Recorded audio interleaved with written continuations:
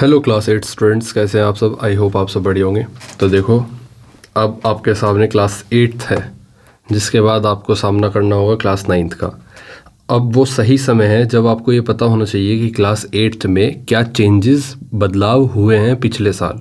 देखो, आपको पुराने सिलेबस जानने की वैसे तो कोई ज़रूरत नहीं है, बिल्कुल भी आप पुराने सिलेबस को लेके चिंतित ना हो। अभी जो सबसे मेन इंपॉर्टेंट काम है, आपके दिमाग में जो क्वेश्चंस आने चाहिए उन पर हम बात करेंगे। जैसे क्लास 8 का सिलेबस हमें जानना चाहिए कि हमारे सामने क्या है, क्या अपडेट हुआ था, ये सब जानेंगे हम। नया सिलेबस क्या है 2026-27 के लिए जो आप पढ़ने जा रहे हो, किस तरह से क्वेश्चन चैप्टर्स आएंगे, वो हम सब जानेंगे। क्लियर।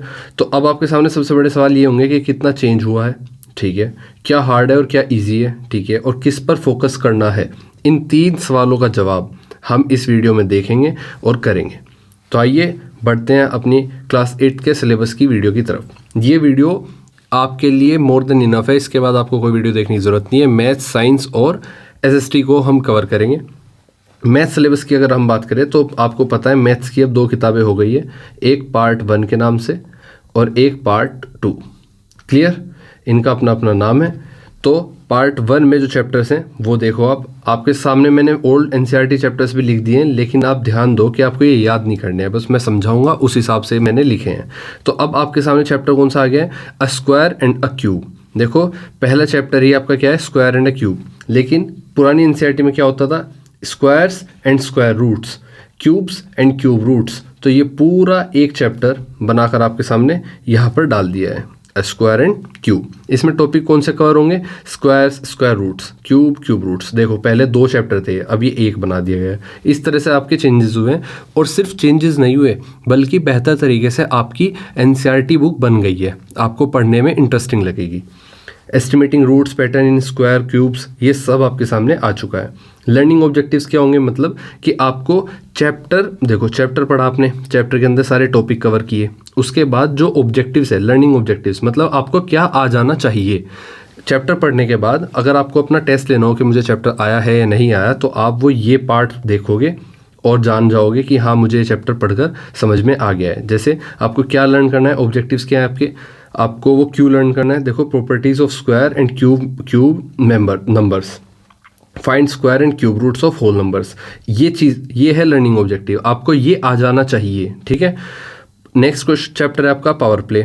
इस चैप्टर में आपके कौन से टॉपिक्स हैं जो कवर किए गए हैं, exponents, powers with negative exponents, scientific notations, different laws and of exponents.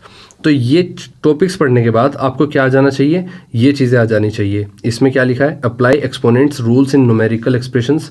तो न्यूमेरिकल एक्सप्रेशंस में आपको एक्सपोनेंट रूल को अप्लाई करना आना चाहिए, जिसमें आप क्या करोगे, showcasing large and small number of numbers using power का यूज़ करके स्मॉल लार्ज नंबर का शोकेस करोगे, ठीक है।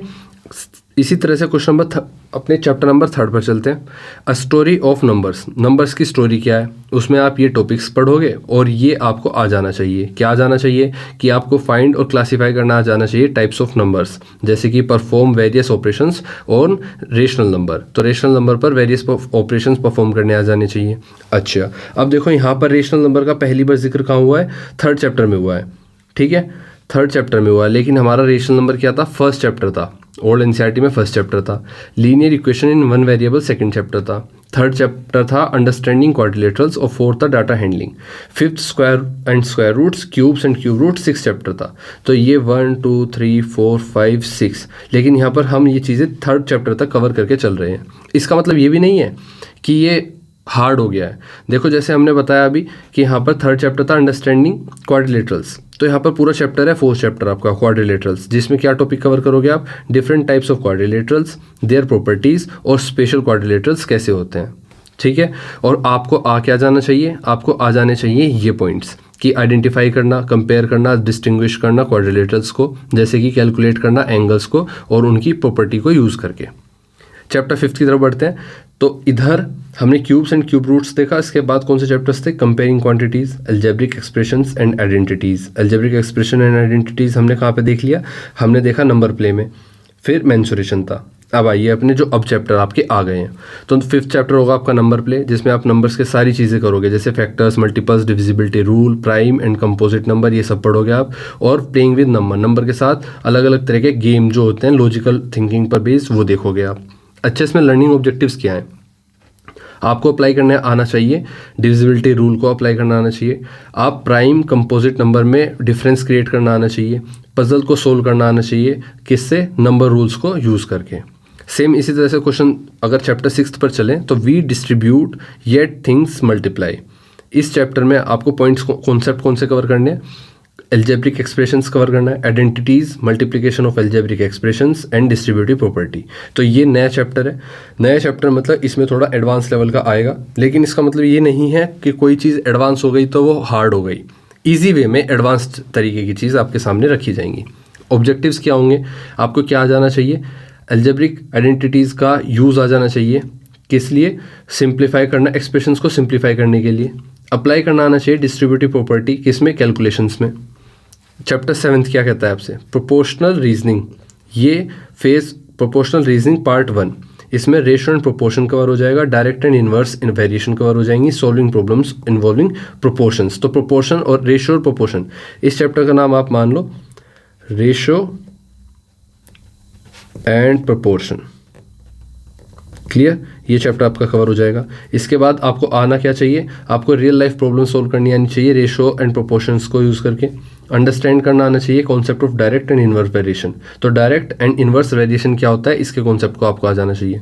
अब पुरानी एनसीईआरटी में ऐसे इतनी एलेबोरेटली नहीं था, तो एल्जेब्रिक एक्सप्रेशन थे, उसकी आइडेंटिटीज़ थी, लेकिन फिर आगे बढ़ जाते थे आप। क्वांटिटीज़, कंपेयरिंग क्वांटिटीज़ थी, आगे बढ़ जाते थे। मेंसुरेशन था, आगे बढ़ जाते थे। पर यहाँ पर डिटेल में अच्छे से आप देखोगे।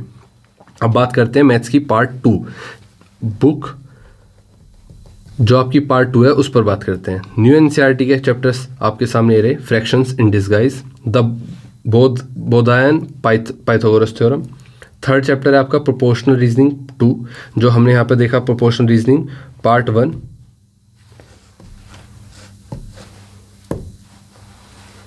ये था हमारा चैप्टर। अब ये यहाँ पर सेकंड बुक में हमारे पास कहाँ पर है? 3rd चैप्टर है इसका सेकंड पार्ट।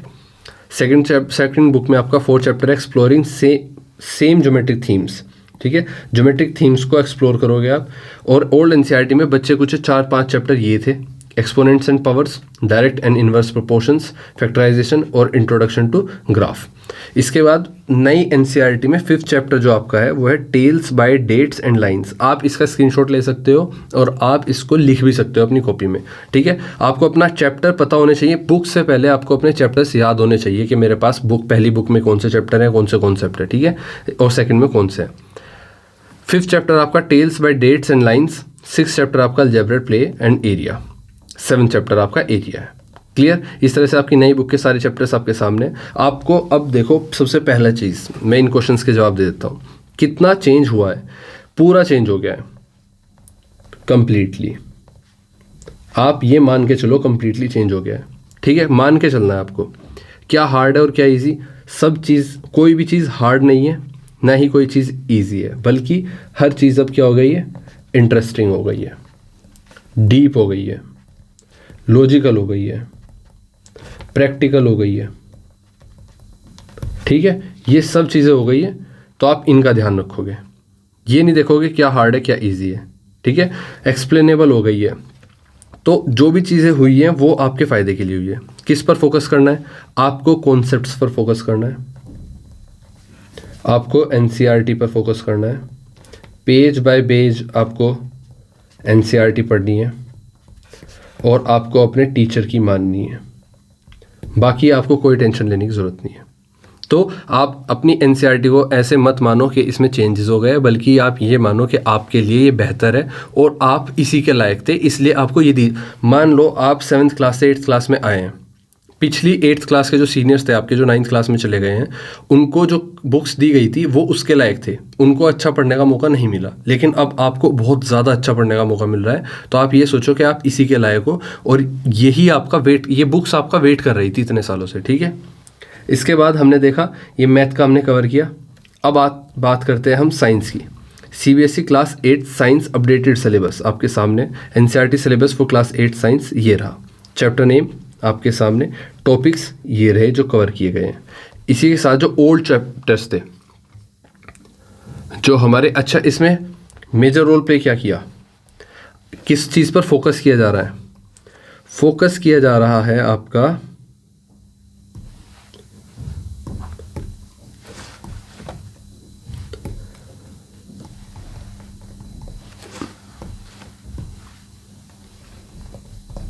ओल्ड एनसीईआरटी को ले लो और न्यू को ले लो। पहले क्या था? पहले था फैक्ट्स पर,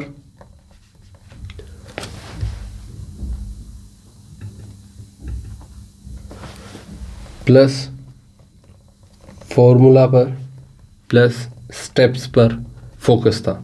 अब किस पर फोकस है? अब ध्यान से सुनो, फोकस किस पर है? अब फोकस आपका होगा कॉन्सेप्ट पर, प्लस लॉजिक पर, प्लस थिंकिंग पर। क्लियर? इस पर फोकस किया जा रहा है। सीबीएसई इस पर फोकस करना चाहती है। आप इसको, आप क्या करो, आप समझो, सोचो, अप्रोच बनाओ, आपकी जो लर्निंग एबिलिटी है वो बेहतर हो, लॉजिकल थिंकिंग है वो बेहतर हो।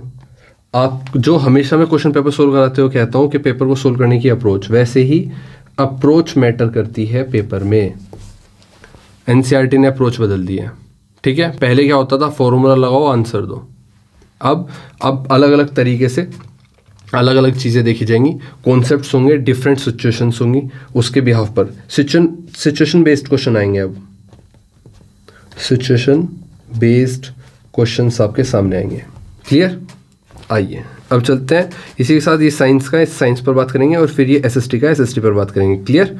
आइए, तो क्लास 8 साइंस का अपडेटेड सिलेबस आपके सामने, जिसमें कि मैं बताता रहूँगा कि पहले कौन से चैप्टर्स थे जो अब आपको बिल्कुल भी ध्यान नहीं रखने।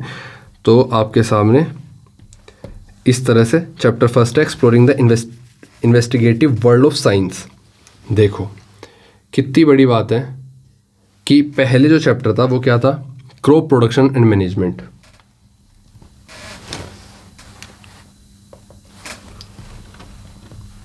क्रॉप प्रोडक्शन एंड मैनेजमेंट, आप नाम से ही देखो इसमें कितना बड़ा पोर्शन कवर होता है साइंस का, क्रॉप प्रोडक्शन एंड मैनेजमेंट में। लेकिन आप इसमें देखो, exploring the investigative world of science. Investigative world of science मतलब साइंस का जो पूरी दुनिया है साइंस की, साइंस में हम जो भी पढ़ते हैं उसमें इन्वेस्टिगेटिव वर्ल्ड क्या है, हम क्या क्या एक्सप्लोर कर सकते हैं, क्या ढूंढ सकते हैं, उस चीज़ को हम एक्सप्लोर करेंगे।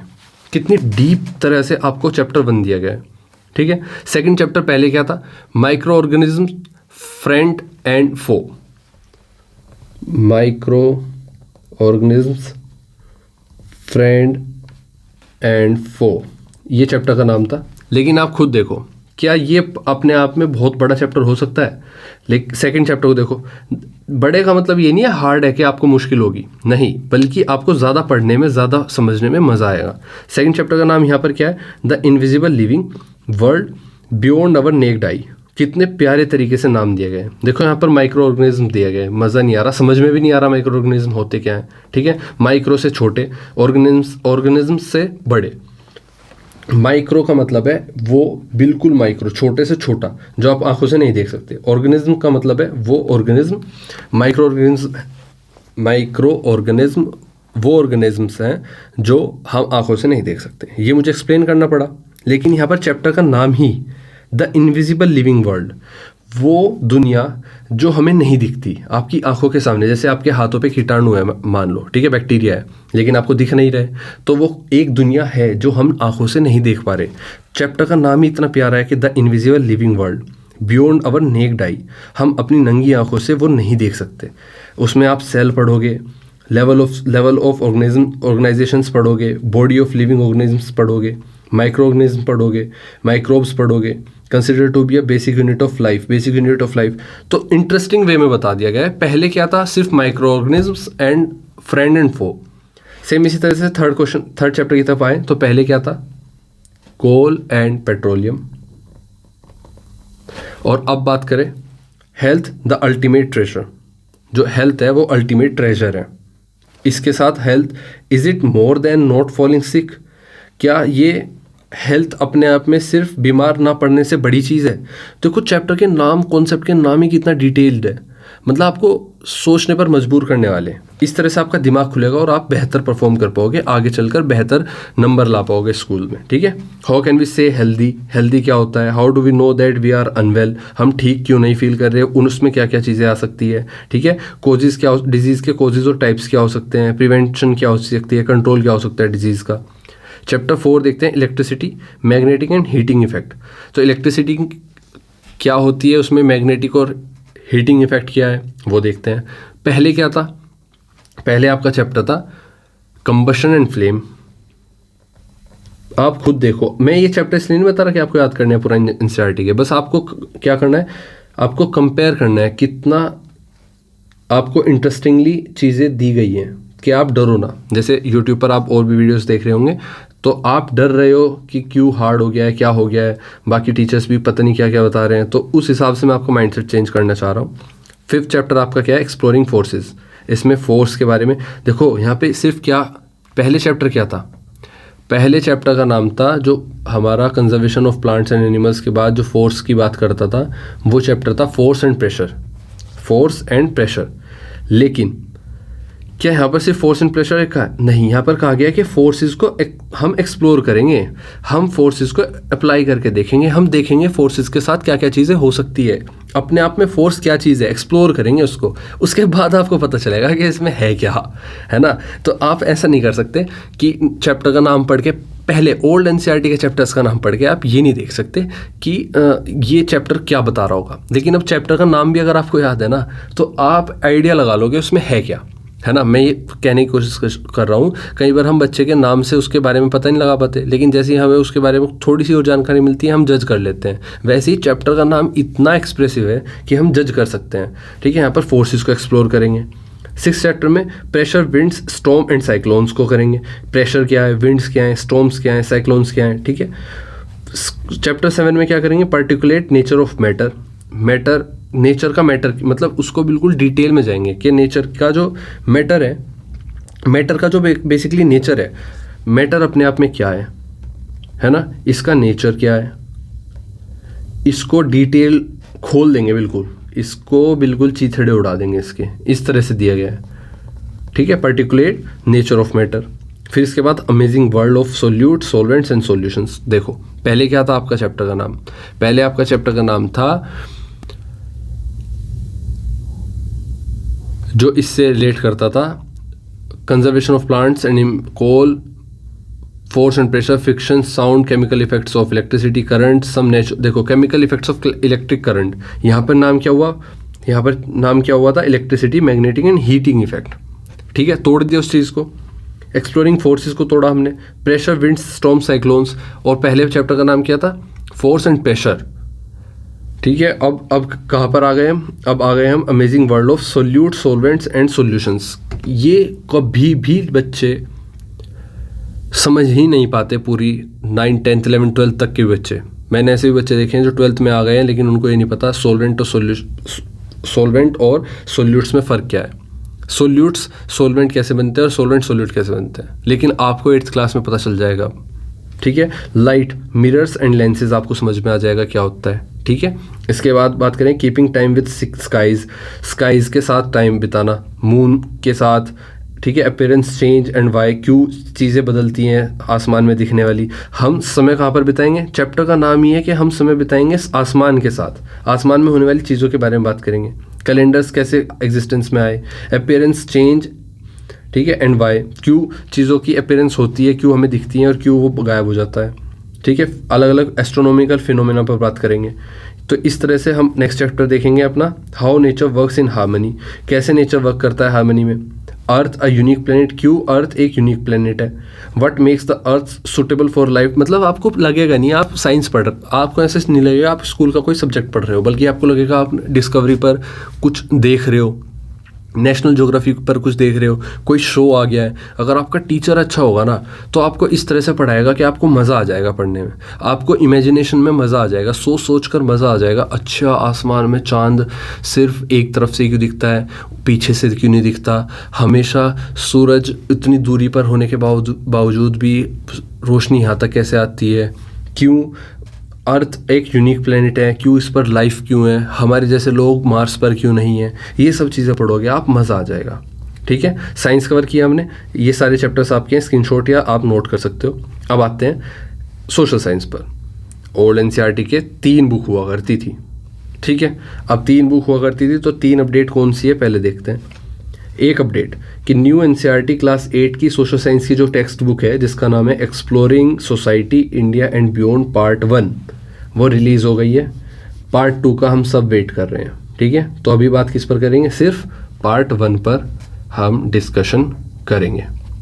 क्लियर, पार्ट 1 पर डिस्कशन करेंगे। The updated class 8 SST syllabus जो 2025-26 के लिए अपडेटेड सिलेबस है वो आपके सामने। उसमें क्या हुआ है, उसमें आपको क्या दिए गए, थीम बेस्ड अप्रोच दी गई है। क्या दी गई है, थीम बेस्ड अप्रोच। ये लिख लो कि आपका सिलेबस जो है वो थीम बेस्ड अप्रोच पर है, मतलब आपको चीज़ें हिस्ट्री, ज्योग्राफी, सिविक्स में बांट दी गई है, ऐसा नहीं है। 3 बुक मान लो मैं आपको कहूँ कि कल मेरा तो बर्थडे है लेकिन मैं एक टाइम आपको कोल्ड ड्रिंक पियाऊंगा, दोपहर में आ जाना लिक्विड पियेंगे, शाम को आ जाना सॉलिड खाएंगे और सुबह आ जाना मीठा खाएंगे, ऐसा होता है।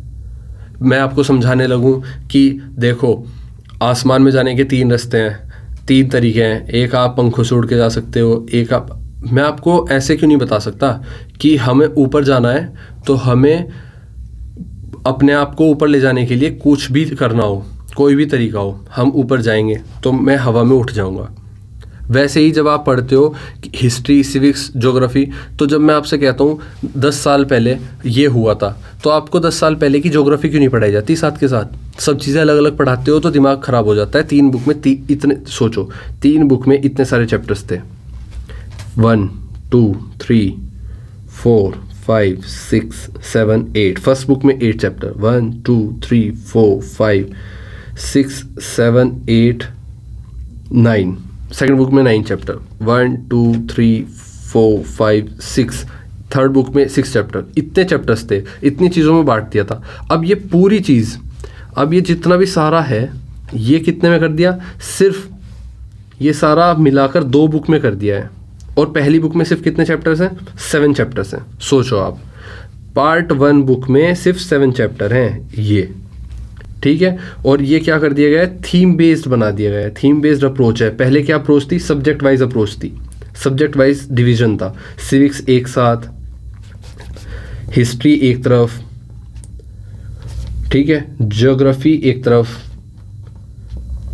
इकोनॉमिक्स एक तरफ। तो अलग अलग बुक में अलग अलग चीज़ थी। अब ये आप इससे रिलेट नहीं कर सकते, हिस्ट्री आप ज्योग्राफी से रिलेट नहीं कर सकते, ज्योग्राफी आप सिविक्स से रिलेट नहीं कर सकते, अब कर सकते हो, ठीक है। तो all 3 subjects, history, all 3 subjects history, geography और civics are now included in one textbook, clear। अब वो 1 textbook कौन सी है, एक textbook होगी, उसमें उसके 2 पार्ट होंगे, एक पार्ट रिलीज हो चुका है, एक पार्ट रिलीज नहीं हुआ। तो जो पार्ट रिलीज हो गया उसके चैप्टर के नाम क्या है, natural resources and their use,